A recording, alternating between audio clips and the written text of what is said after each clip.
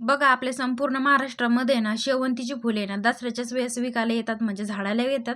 पण इकडं आहे ना म्हणजे राजस्थानमध्ये शेवंतीची फुले ना पार डिसेंबर महिन्यामध्ये झाडाला येतात. काय भानगड काय माहीत नाही. मग आता मला पण देवपूजा करायची होती म्हणून म्हटलं चला आधी शेवंतीची फुलं घेऊन यावं म्हणून गार्डनमध्ये गेले. आज गुलाबाच्या झाडाला 3 गुलाब आले होते. मग घेतले तोडून. शेवंतीची फुलं पण घेतले, घरात आले आणि येता येता कढीपत्ता पण तोडून घेतला. त्याच्यानंतर आहे ना घरामध्ये आले आणि देवपूजा करून घेतली. कढीपत्ता जास्त आणला कारण रात्री पाऊस झाला होता ना, त्यामुळे कढीपत्ता चांगलाच धुवून निघाला. म्हटलं बरं झालं कढीपत्ता धुण्याचा ताण वाचला.